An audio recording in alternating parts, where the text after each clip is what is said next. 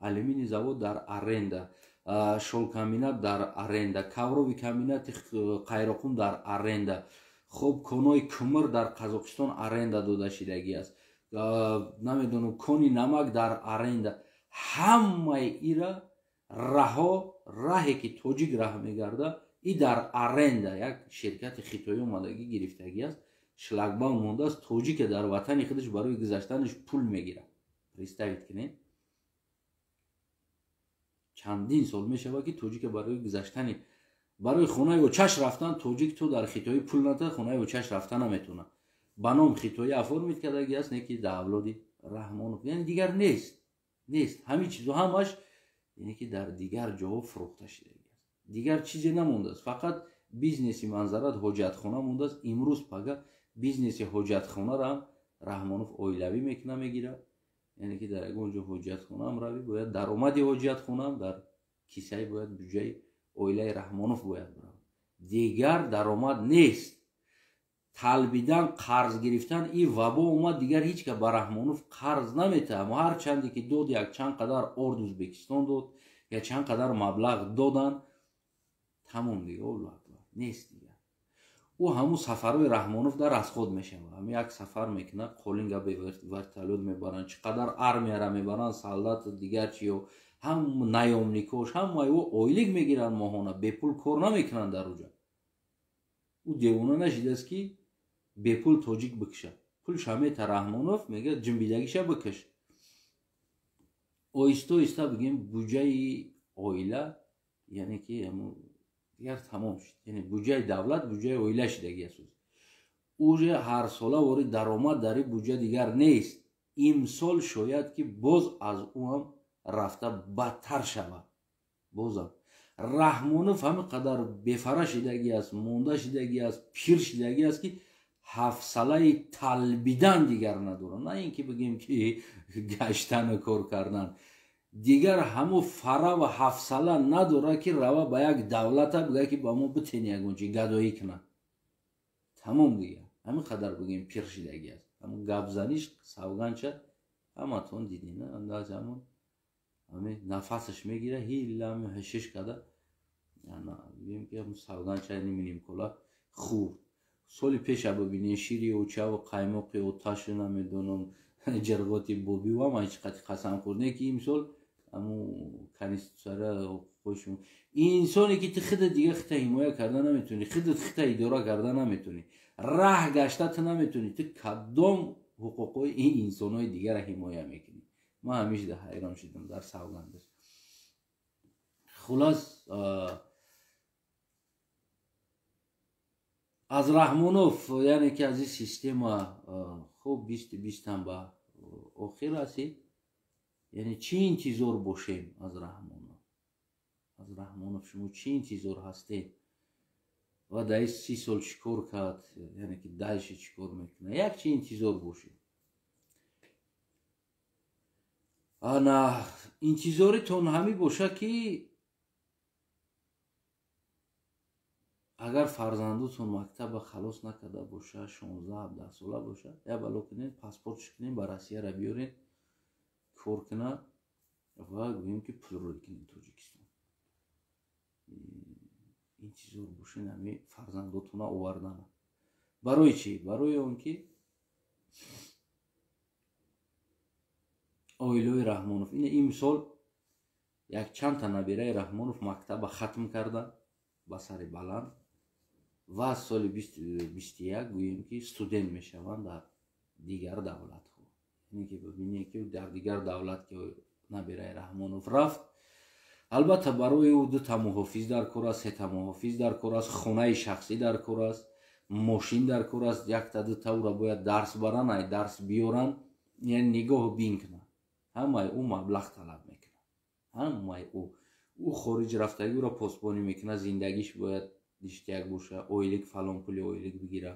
яъне ки шояд моҳона барои ҳимояи набираи ӯ шояд як муҳофиз моҳона $10,000, $8,000, $5,000 шояд ойлик бигира. як муҳофиз $5,000 шояд ойлик, камтараш $5,000 ойлик мегира. ина 3 та агар муҳофиз дошта боша, представить кунед ки $15,000 бояд ӯ ойлик бита.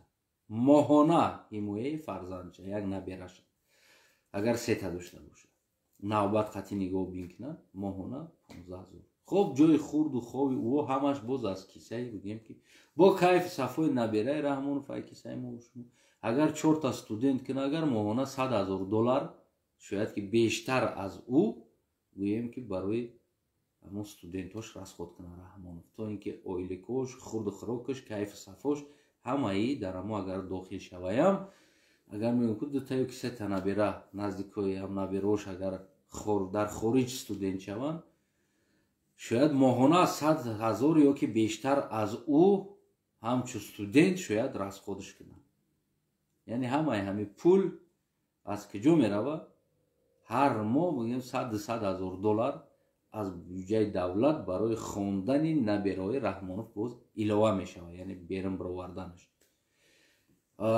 яъне ки боз ҳам пила бояд чӣ кор кунем, мо шумо бояд кор кунем.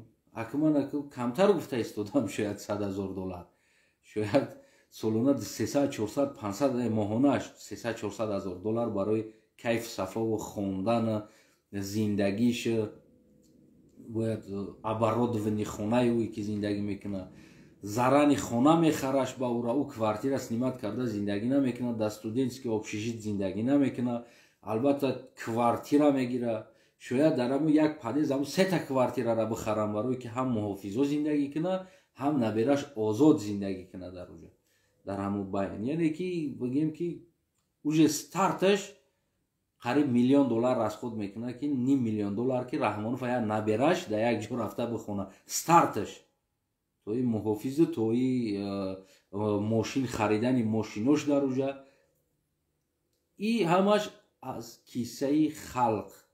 яъне бояд мо шумо бештар кор кунем. агар ҳар кадомит ки рӯзона шумо агар 10-12 соат агар кор кардаиста бошед, шояд ки бо 15 соат кор кунем, яъне 1-2 соати дига илова зиёдтӣ кор кунем, барое ки имсол бозам якчанд набераи наздикои Раҳмонов мешаванд студент.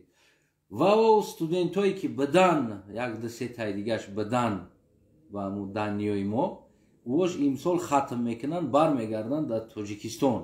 вақте ки баргаштанд омаданд, албатта ки барои ӯ вазифа дар кор аст, барои ӯ бигем ки боз ҷои кор дар кор аст.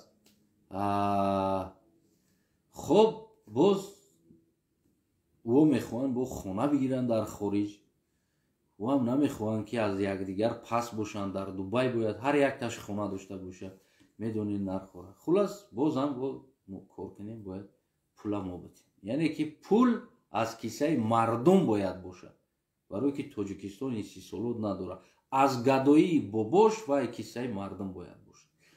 бобош ки имсол дига ҳафсалаи талбидан надорад ки пир шидааст, аки и вазминӣ дар кисаи азамо буҷаи мардум мо шумо таъсиргузор мешавад. ҳаминра интизор бошед, аз ин зиёд дигар чизе нест. ва Раҳмонов чӣ кор мекунад? ҳеҷ кор карда наметавонад. Раҳмонов соли оянда, сол 7 соли оянда Раҳмонов аз паси табобати худаш мешавад, барое ки бениҳоят бигем ки инсоне ки ба спорт машғул набуд, инсоне ки бигем на танҳо спорт, инсоне ки танҳо барои саломатии бадани худаш машғул набуд, фақат нӯшидан, хӯрдан, зино кардан, хов рафтан, дигар айхона берун намебирояд ва фақат хову хӯрдан, камтар пиёда раҳ намегарда, мошинда то туалета манзарат мошин қати мебаранд меёранаш. ҳамин қадар шидагӣ аст ки ӯ тамом танаку тамом шидагӣ аст.